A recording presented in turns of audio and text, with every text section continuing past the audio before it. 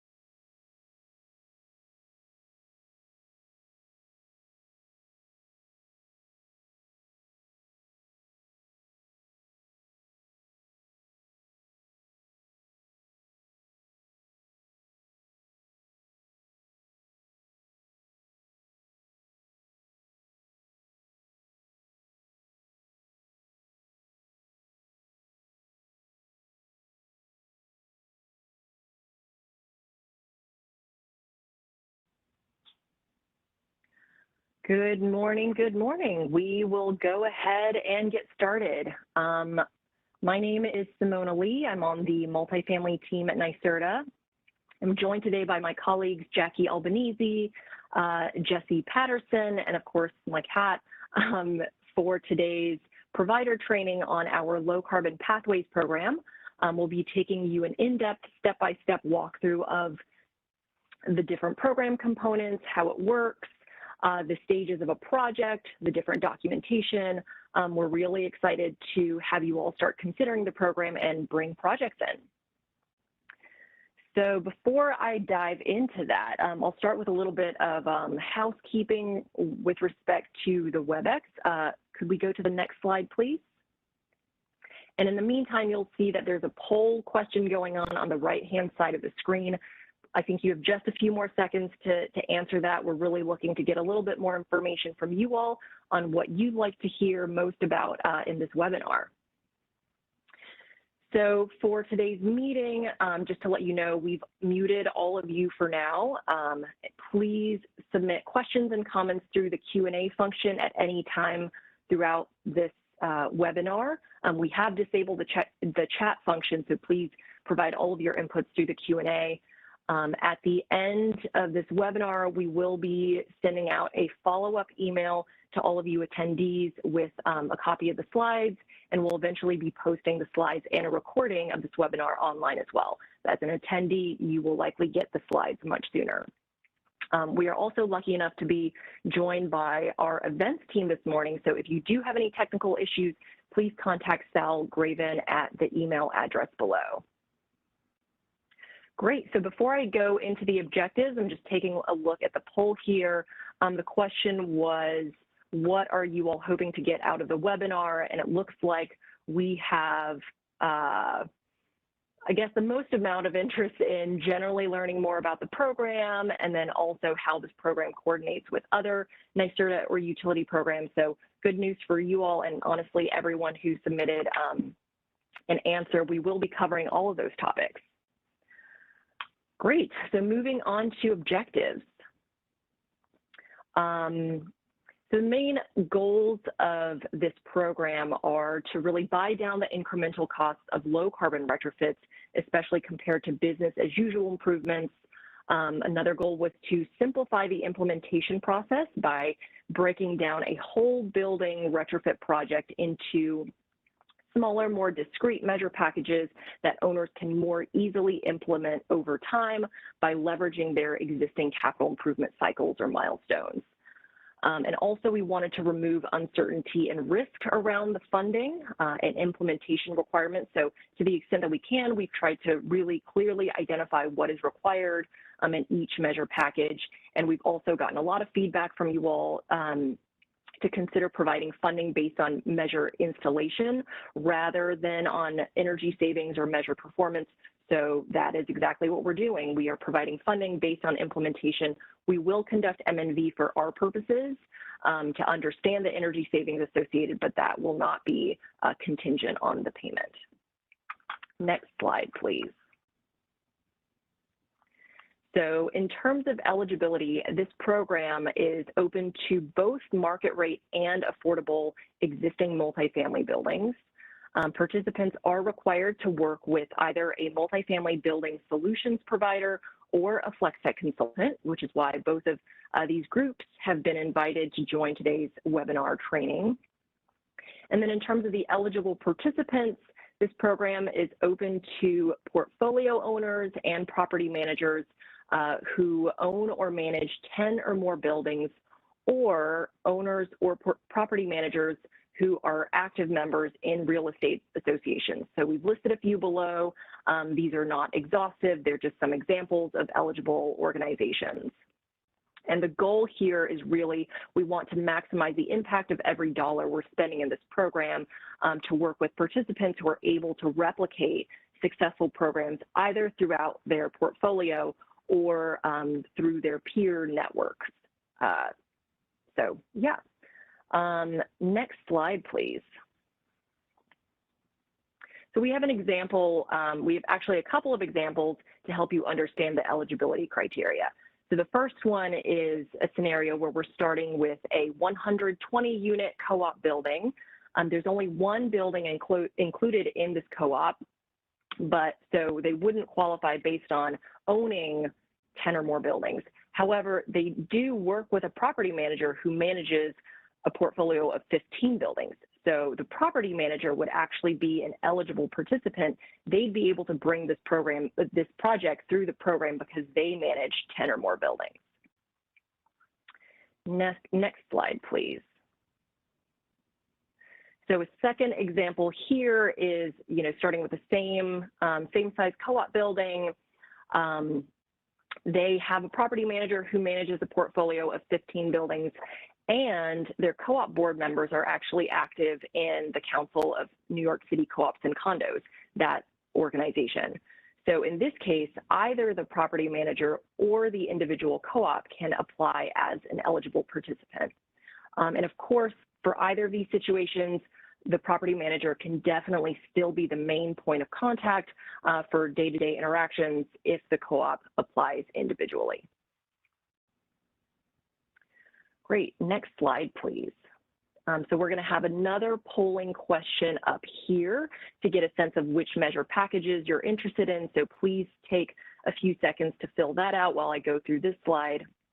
Basically, through this program, we're incentivizing 4 measure packages that correspond with the major building systems. So we have an envelope package, a ventilation package, a heating and cooling electrification package, and a domestic hot water full or partial electrification package, depending on existing building conditions.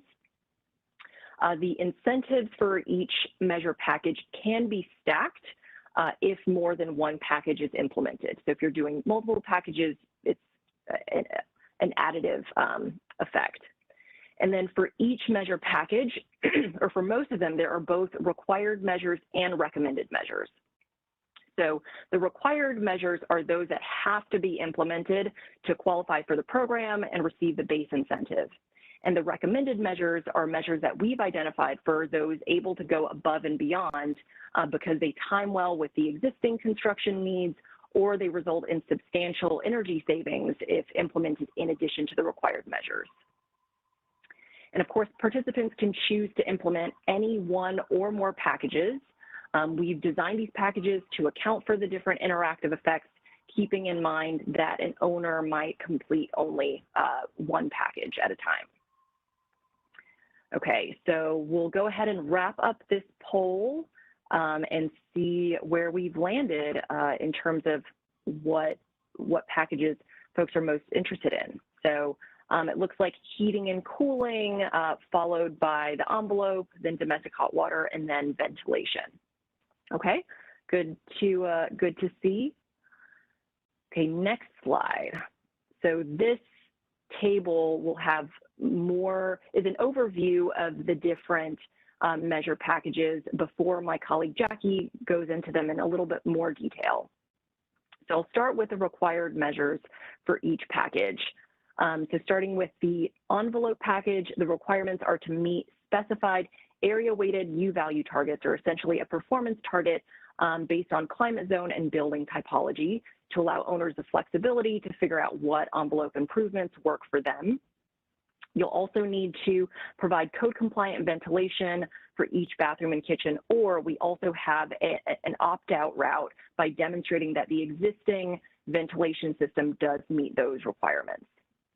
And the incentives for the required measures are $37.50 per dwelling unit, and you get a bonus $12.50 per dwelling unit if this is the first package that's being implemented and none of the other required measure packages in this table or in this program have been implemented.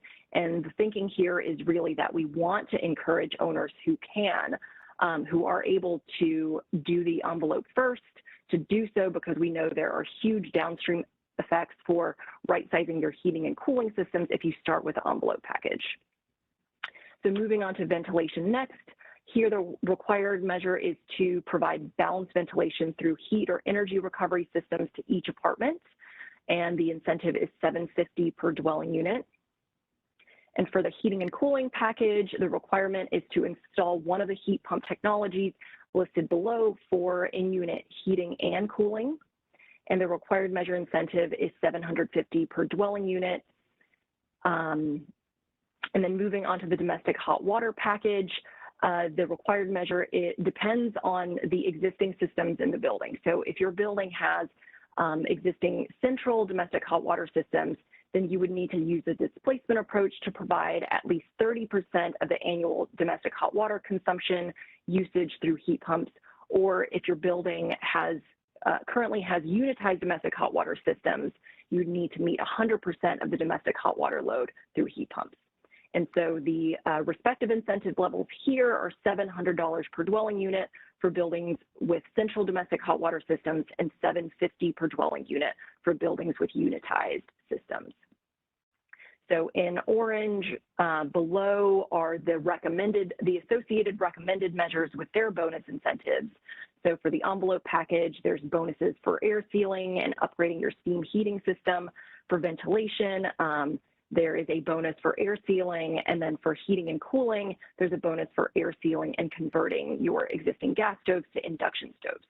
One other thing I want to point out is that for the heating and cooling package and domestic hot water package, the base incentive, actually those packages can be layered on top of the New York State Clean Heat program incentives as well. So we'll talk a little bit more about program coordination towards the end of this presentation, but we did want to call that out sooner. Great, so next slide, please.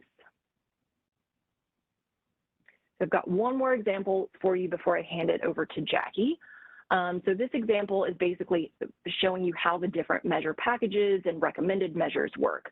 So in this case, we have a 70-unit building. This building is considering the envelope package and the ventilation package. They have not previously implemented any of the measures in the required measure packages, so they would qualify for the envelope bonus. So how the incentive breaks down is they would get the $37.50 per unit for the envelope package, doing the required measures, the $12.50 for the envelope bonus because they haven't done any other measures. They would, since they're doing an air sealing recommended measure, they would get a $50 per unit bonus on top of that. And then for the ventilation package, they would get the base $750 per unit incentive in addition to all of the envelope incentives. So in total, they would get $406,000 for this entire project. Great, so I will hand it over to Jackie to give us an in-depth look at the different measure packages. Simona. So we do have specific requirements and more requirements for these individual measure packages. We're going to look at just one of them just as an example. And these requirements can be found in attachment A, which is on the program website. We'll have links to the website at the end of the presentation, and when this is sent out, the highlighted blue section is also a hyperlink.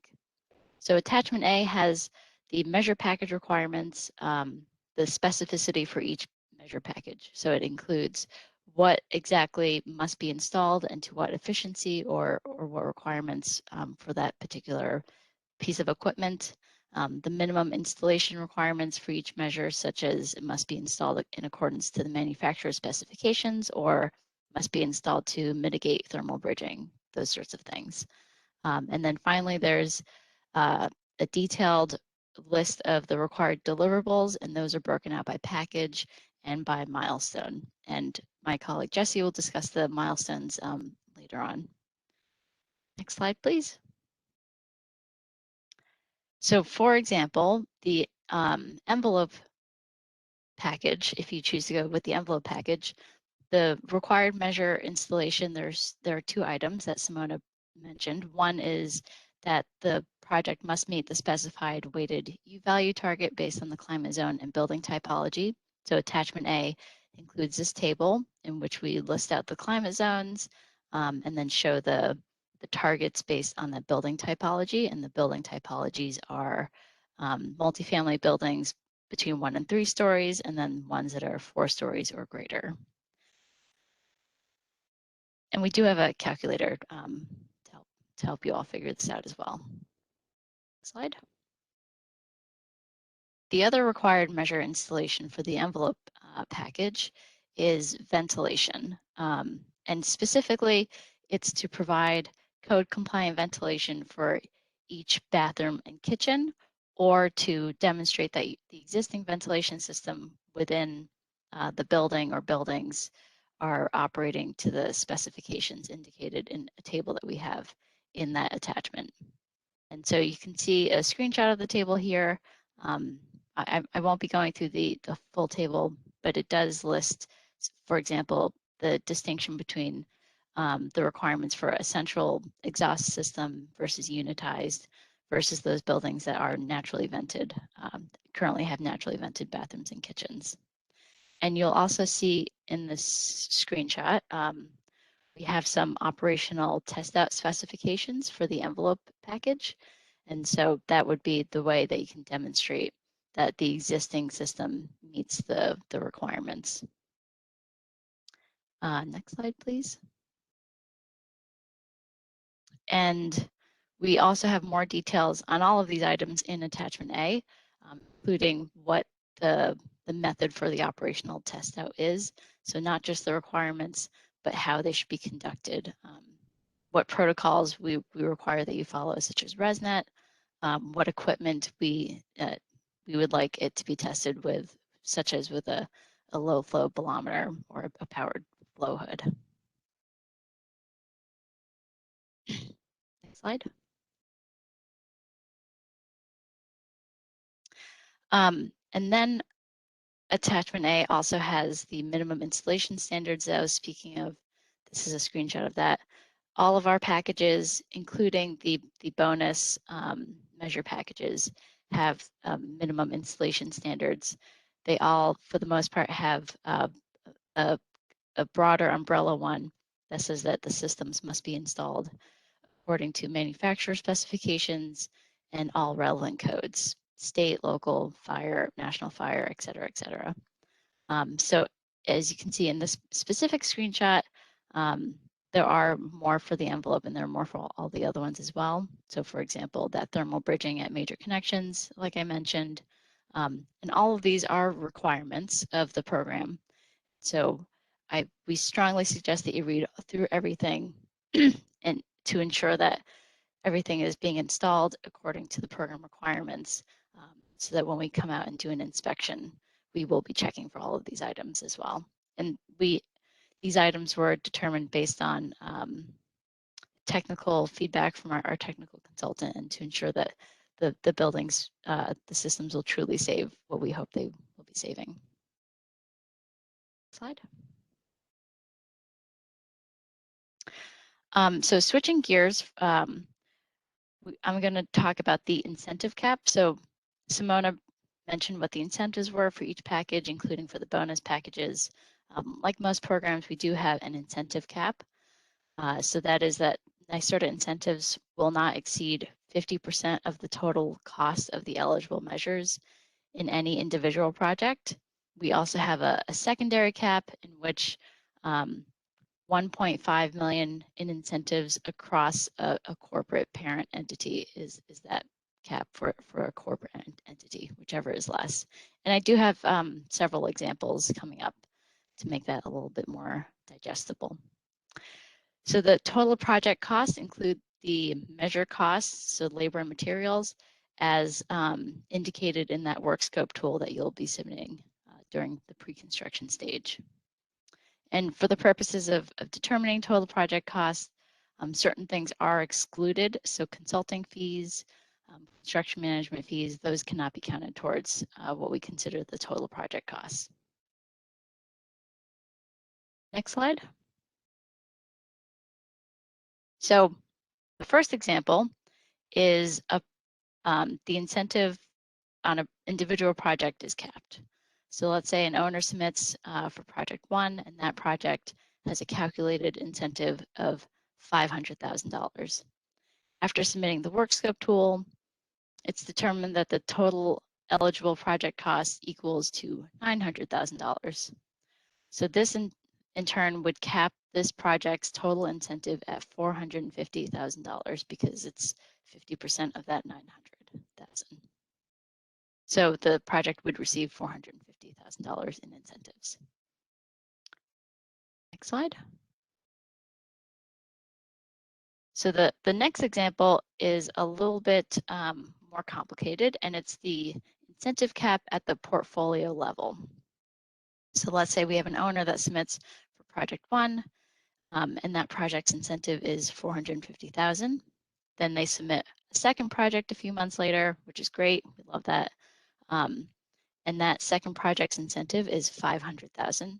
So far they've received $950,000 in incentives for the projects they've submitted. A few months after that, they come back and they submit a third project, and that third project has a calculated incentive of $750,000. But if we provided them with that full incentive, that would surpass that 1.5 million cap that we have. And so we have to reduce project 3's incentive and cap it at $550,000 and math in the slide. So this means that after these 3 projects, the owner will have received $1.5 million, and that's the maximum that this owner can receive from this program. Next slide. Now I'll pass it on to Jesse to discuss the incentive schedule and other milestones of the program. Hey, thanks, Jackie. So starting off with the incentives payment schedule, here is the incentives payment schedule. As you can see, incentive payments at each milestone are a set percentage of the total incentive amount. So starting off with the pre-construction stage, this stage is capped at $75,000 for each package. The remaining incentive amount will be reallocated to a later payment milestone if it exceeds the cap. Next, we have the partial installation. So at this stage, NYSERDA will review the deliverables and, if necessary, schedule an inspection. This stage occurs at 30% of measure installation, and it's only required for the envelope package, but an optional early payment for all other measure packages.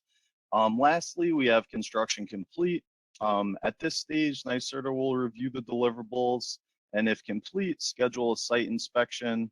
On a case-by-case basis, if the provider submits quality inspection documentation, NYSERDA may waive the 100% field inspection and will instead conduct a desk review. The building owner can request a final inspection if they choose to do so. And like Jackie mentioned, the measure package details document located on the program opportunity notice website will give providers a detailed overview of the specific deliverables that are required for each project stage, as well as the required installation requirements for each measure package. Next slide, please. All right, so jumping into the project timeline, As you can see, the first stage in the timeline is the application submittal. We'll go into that stage and each of these stages in more detail. Next, we have the kickoff meeting. And shortly after the kickoff meeting, we'll provide folks, well, first we'll confirm eligibility, and then we'll provide folks with the incentive award letter. Once you receive the incentive award letter, you may move forward into pre-construction deliverables. These are due 90 days from the kickoff meeting. The next stage is partial installation deliverables, and these are due upon installation of 30% of a measure package. Like I said, partial installation is required for the envelope package, but is optional for all other packages. And then lastly, we have construction complete. These deliverables are due 2 years from the kickoff meeting. In addition to the stages on this timeline, we'll also have quarterly check-in calls with the projects to get a progress update and to discuss any project-specific questions that may come up. Next slide, please. All right, so next we have application submittal. So the first step at this stage should be to review the terms and conditions of the program. The next step is to submit the application documents via email to the email address on this slide. The application materials consist of the application form itself, the W-9 for the entity that should be receiving the project incentives, and then lastly, the letter of commitment. What the letter of commitment is, it's a document that the applicant will sign off on that demonstrates their intent to share successful project results, either within their portfolio or within a real estate organization that they are an active member in. Next slide, please. All right, so next we have application review and approval. So first we'll start with the kickoff meeting.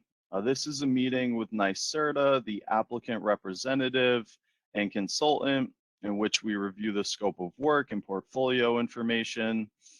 After the kickoff meeting, we'll contact if there are any errors and confirm eligibility. And then shortly after the kickoff meeting, we'll go ahead and provide that award letter if the project is eligible. And that will be your notification to move forward into pre-construction. Next slide, please. All right, so here we have the pre-construction deliverables listed out for you. At this stage, 10% of the total incentive amount will be dispersed. The deliverables listed here are required at this stage, starting off with the resident data release authorization forms and the owner data release authorization forms. We ask for the drafts at this stage in order to assess the building's utility usage data and conduct a baseline analysis for the building prior to measure installation. Next, we have the photo template.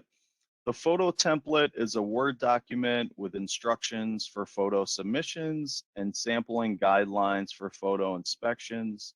At this stage, the template is being utilized to provide NYSERDA with supplemental photos of the building's existing conditions that are relevant to the measure packages that the project is pursuing. Next, we have the tenant survey. This is a brief survey that participants are required to share with tenants prior to construction and after construction is complete in order to assess any improvements to the in-unit tenant or resident experience as a result of these low carbon retrofits. NYSERDA is responsible for developing the survey and will provide a link to the participant to share with their tenants. Acceptable forms of documentation that prove that the survey was shared include photo documentation of flyers shared with each tenant or resident, or a PDF of an email being sent out to the tenants or residents. Design documents, these are drawings, specifications, and contract documents. These differ depending on the measure package. So please refer to Attachment A, Measure Package Details, for more information on those for each specific package. Next, we have the cut sheets. The cut sheets of installed products with installed model and options highlighted. These must include the manufacturer, the model number, any specific features or options that were installed, and they must also have the relevant energy rating information on the cut sheets. Lastly, we have the Workscope tool. This is an Excel-based spreadsheet tool used to summarize the project work and demonstrate compliance with the program requirements. The Workscope tool is prepared by consultants as part of the different stages of the project, and my colleague Jackie will go over this tool in more detail later in the presentation. Once NYSERDA receives the complete submission at this stage, submittals are reviewed for compliance with program rules, and once NYSERDA has approved the pre-construction submittal, you may go ahead and move forward with construction. Next slide, please. All right, so next we have partial construction payment. Like I said before, this stage is required for the envelope package, but is optional for all other package. At this stage, 40% of the total incentive amount will be dispersed, and the deliverables that are required at this stage are the updated Workscope tool, the photo template, and the cut sheets. So for the envelope package, please notify NYSERDA when 30% of insulation is installed and no greater than 50%. The documentation that we're asking for at this stage, specifically the photo template, is so we can assess the quality of work and conduct an open wall site inspection. For all other measure packages, please notify NYSERDA when 30% or more of the project is complete and explicitly request that the project is pursuing this optional early payment. When notifying NYSERDA, please also provide the partial construction deliverables consisting of the items on this slide. Next slide, please. All right, so next we have the construction completion incentive. At this stage, the remaining 50% of the total incentive amount, plus 100% of the bonus incentives, if they were pursued as well, will be paid out. At this stage, the following deliverables are required: the updated Workscope tool, the photo template, the cut sheets, the final invoices, and the post-construction tenant survey. So we'll ask again that folks share this survey with tenants after construction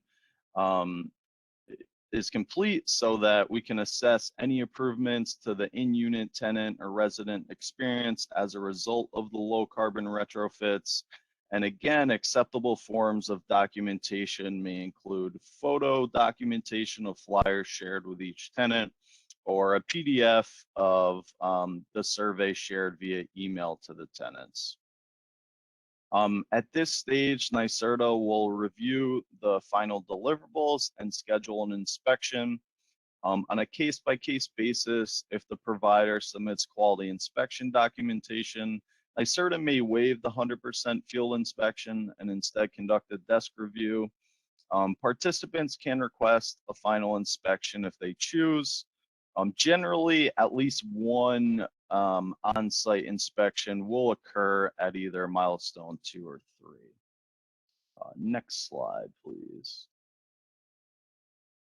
All right, that pretty much sums up the timeline. So I'll go ahead and pass it off to Jackie to go through the Workscope tool. Thanks, Jesse. So we have, as you heard Jesse reference the Workscope tool a few times.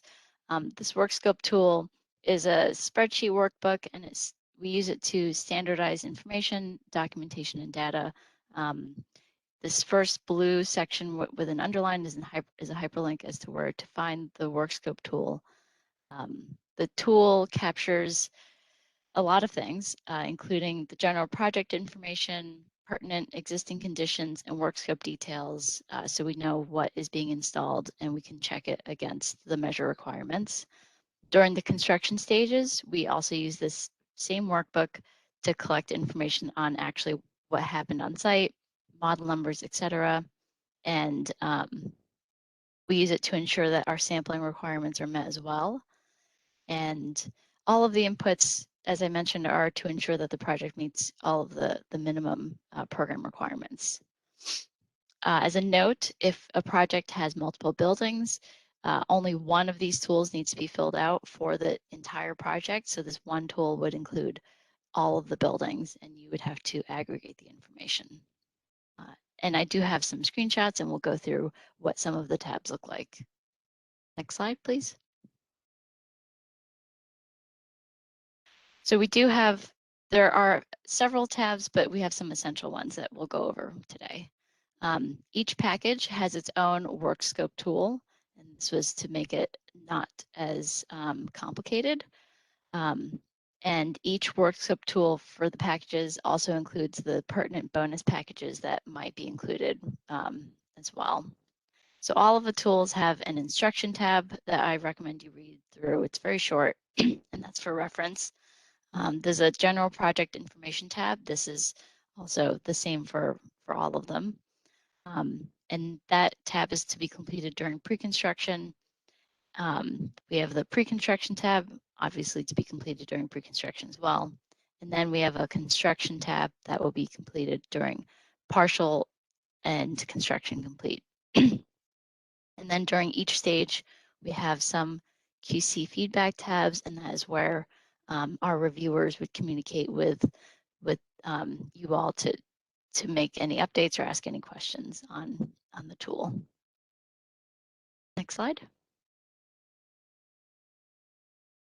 So we couldn't open up the tool today, but I do have some screenshots to walk you through some of the basic important tabs. So we'll start with the general project information tab.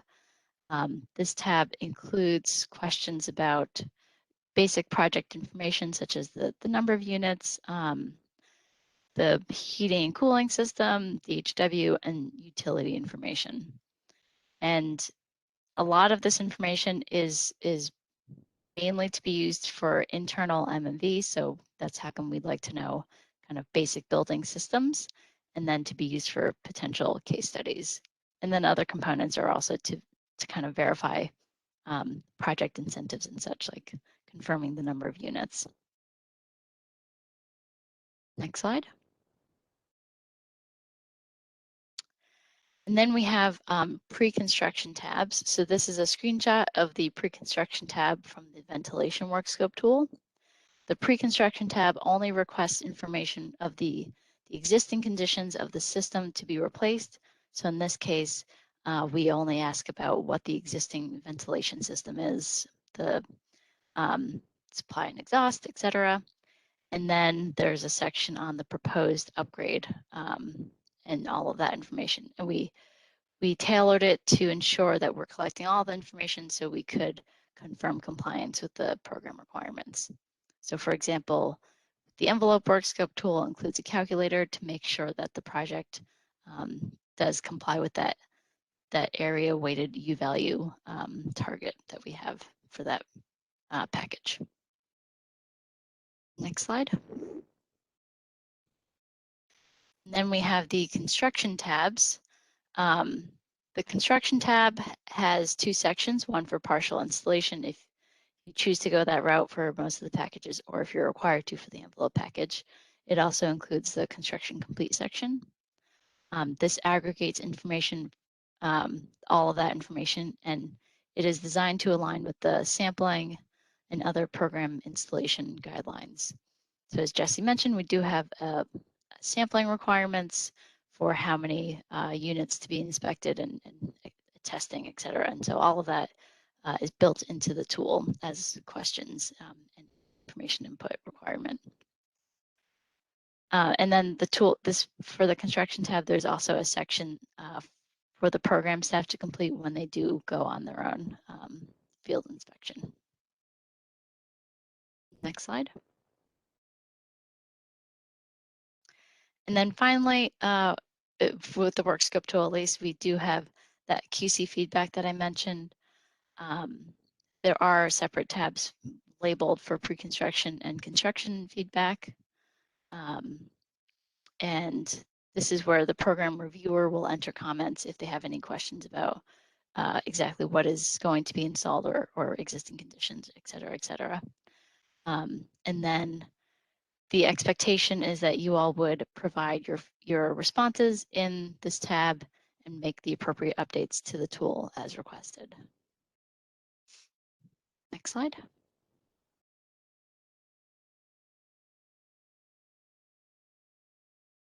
And then shifting gears, I'm going to briefly talk about the coordination of this program with other programs that are happening within the state. So we've broken this out into three general stages of a project. There's the planning, implementation, O&M, and M&V. So for planning, you could, a project can go through the low carbon capital planning or regular flex tech and receive incentives from those. For implementation, you can layer on incentives from New York Sun, from utility programs for measures that are not being installed as part of this program. And then you can also go through financing opportunities such as the Green Bank RFP 18, PACE, and other loans. And then also New York State Clean Heat, as Simona mentioned earlier. The only minor caveat with New York State Clean Heat is the incentives for Category 4A cannot be layered at this time, and we are working on further guidance for that. And then finally, for O&M and M&V, you could also layer RTEM incentives as well. And in general, with the exception of New York State Clean Heat, a project shall not receive incentives for the same measures that they're getting incentives for from this program from LCP. And I think I will be passing it on to Simona. Great, thanks so much, Jackie. Next slide, please. You guys have heard a lot about our program today. So where can you find the different program documents that we've mentioned? So like I mentioned earlier, we will be sharing the slide deck after this webinar concludes and eventually posting these online. So you'll find that we've included links to the different documentation throughout this presentation. But just in case you want to see it all together, we actually have two different websites associated with this program.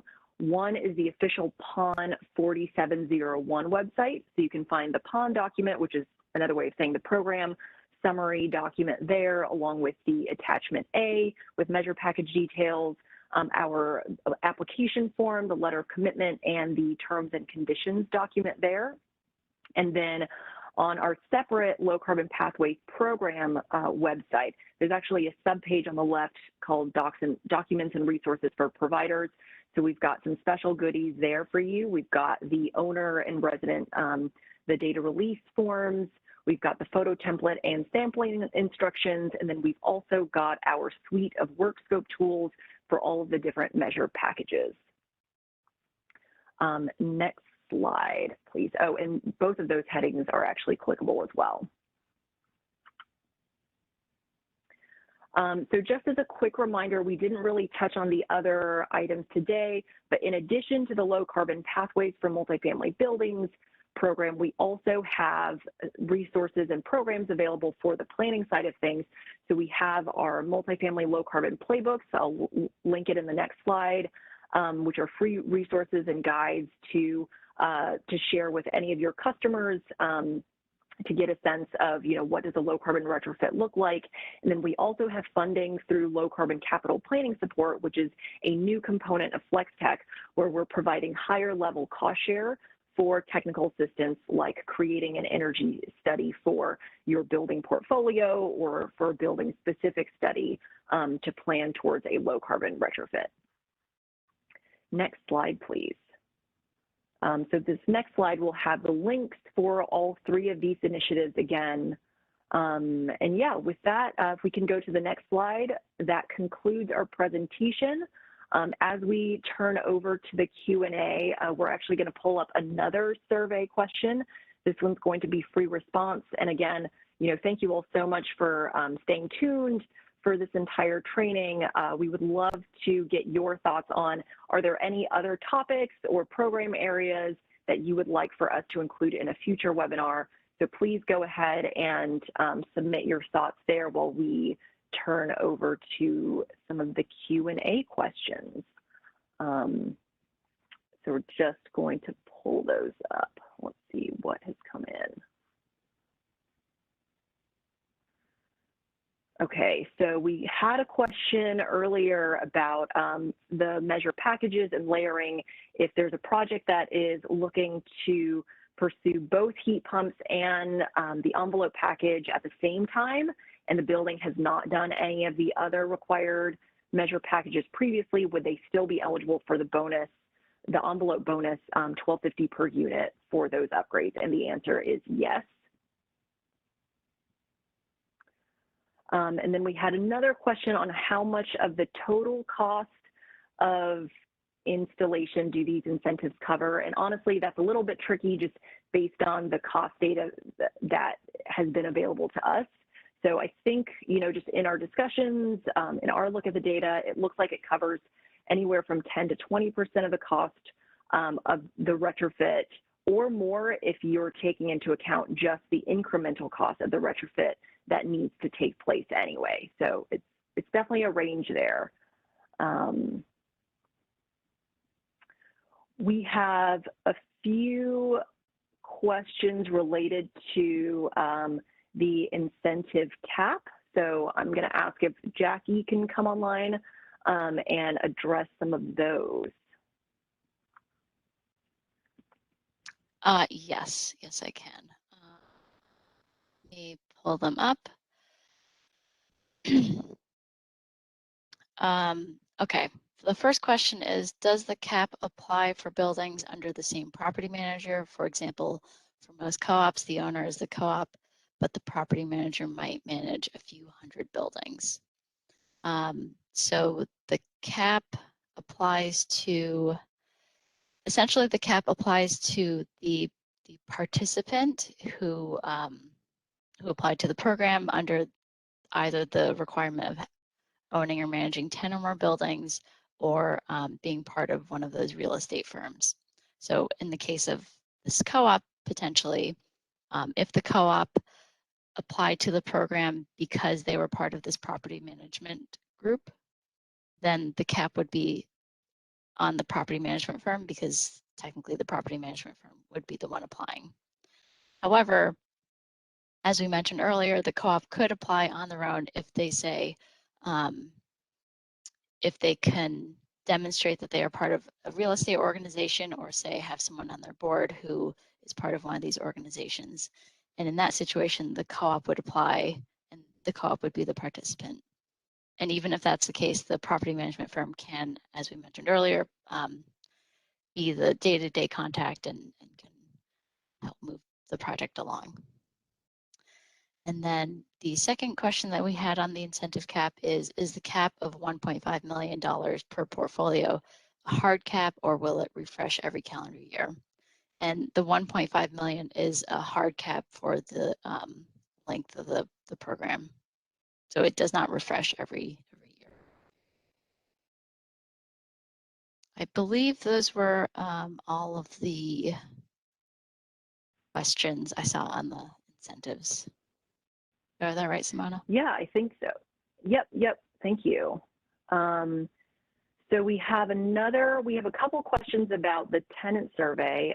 So one question is, where can we find it? Is it currently publicly available? So it's not publicly available yet, but we will be sharing a link with you all as part of the project. So you and the owner can certainly check that out once it is available. And really this is meant to be a very short survey, probably 3 to 5 minutes, if that, really just to gauge some of the tenant experiences or non-energy benefits that we think could be positively impacted by the retrofits under consideration. We've got another question about whether all the tenants are required to complete the survey. So at this point, we are primarily requiring that owners help us make a good faith effort to share the information about the survey with their tenants. We may make some adjustments based on the response rate that we're getting, but really we know that not every tenant will be able to fill this out, and we're just looking for you all and the owner to help us out with sharing this with tenants. We've got another question about new construction. Jesse, I think I'm going to tee this up for you. So the question is, can this project work for unoccupied new construction or substantial rehabs where it's difficult to obtain the data release form for the previous 2 years? Yes, so I'll hand this over to you. That's a great question. So this program is specifically for existing buildings. It's not for gut rehabs or new construction buildings. The NYSERDA program that's probably a best fit for this project in mind is the new construction housing program, and that is program opportunity notice 4337. Great, thank you.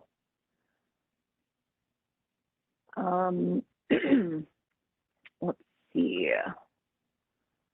We've got another question on, how quickly would we, I think a question around the timeline of site inspections, specifically, how quickly would we expect a site inspection to take place once construction is complete? Jackie, I think I'm going to tee that one up for you.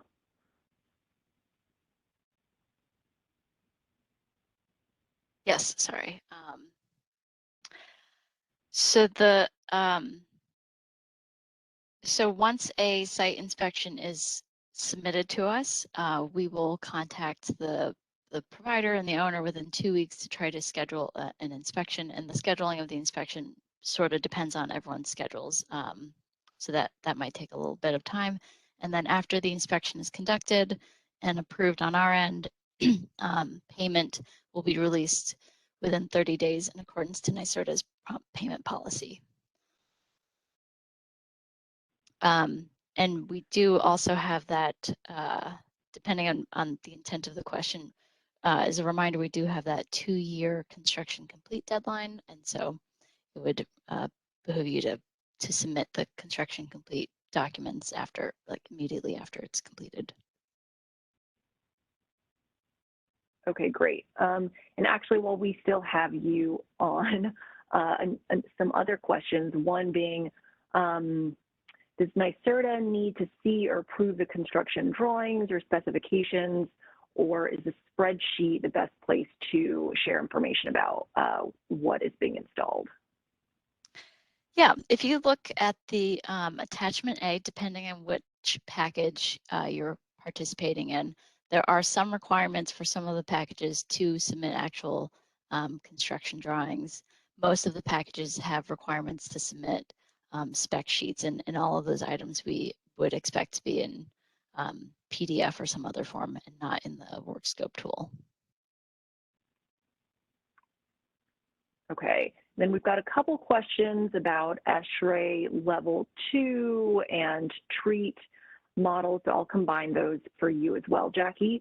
So is an energy model required for any of the analysis on this project, such as TREAT or ASHRAE? And then we've also got folks asking, is an ASHRAE Level 2 audit required for this program or any other kind of level?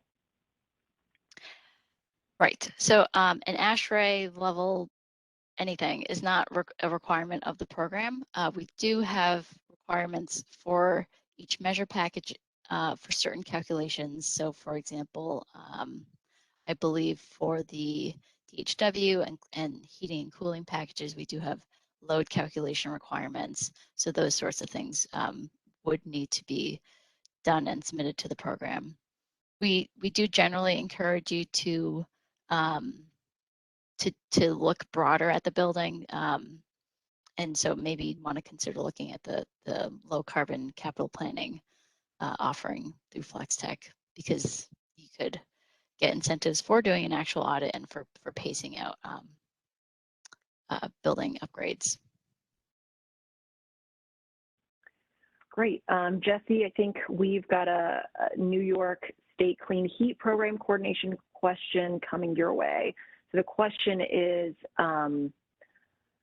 just whether, I think, clarification on how Category 4A incentives under the New York State Clean Heat Program works with our program.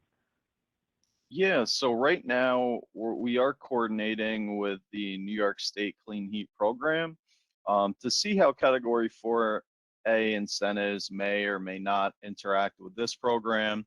At the moment, that is still up in the air, but you are currently allowed to layer New York State Clean Heat incentives for heat pump technologies on top of what's available in our program for the heating and cooling and domestic hot water packages. But with 4A specifically, unfortunately, we don't have a definitive answer on that at the moment. But when we do, we can certainly follow up. Great, thank you. Let's see. I think we've got some questions about specific, existing building scenarios or systems, especially with respect to domestic hot water. I think, we'd be happy to follow up. It sounds like this is a fairly nuanced situation. So I think we want to just follow up individually about that. And we're definitely happy to entertain other questions or to have you all reach out to us to talk through any potential project questions. I think another question that falls into this category is a request to do a more detailed walkthrough of the Workscope tool for other measure package types. So Jackie, would you be able to respond to that? Yes, we would consider creating a sample tool, because I think that was the request. But I also, if you would like a more tailored walkthrough, you can send an email to one of us and we can schedule something. But I would recommend that everyone look specifically at the Workscope tools, because I think once you look at it, the some of the inputs and level of detail should be somewhat self-explanatory, because they are based on drop-down menus, and is more specifically detailed in there than I was able to cover during this call. Great. So I know we are at time, so let me see. I think we've got maybe two final questions. The first one I'll go ahead and take. I think it's another question on ASHRAE Level 2 studies, and if a property manager I think the answer for any planning related questions is that there is no study that's required to apply to the Low Carbon Pathways program. So we really are just looking for the information to be filled out in the Workscope tools as part of the first stage once a project has been approved. And that's something that Jackie has gone through, but we're not actually requiring that any specific studies be completed. And then the last question I will tee up again for Jackie. I think this goes back to the incentive cap. basically, if an applicant is a property manager who manages a portfolio of 15 buildings, does that 1.5 million cap apply to the property manager or the property management company, which might have multiple property managers? Yeah, would you like to take this one? Yeah, the way the PON is written, it would go to the greater corporate entity. And so not knowing the specific details of this setup, it sounds like the property management company would be what we would consider the corporate parent in this situation. But we could always take on specific case-by-case questions in these kind of fuzzy cap scenarios. So you can always feel free to this general inbox that we have posted here. Yeah, so I think those are all the questions that we'll have time for today. Again, like Jackie said, we've got all of our contact information here. We're also, studiously checking the multifamily info inbox as well. So please, if you are on the fence about any project questions, incentive cap related questions that we weren't able to get to here, please shoot us an email. We'd love to parse that out with you. And yeah, like we said, following this webinar, we'll be sharing an email with you with information about how to access the recording for today's webinar, as well as the slides that we went through today. We were so excited that you all were able to join us this morning. Thanks so much, and we hope you have a good rest of your week. Thanks so much.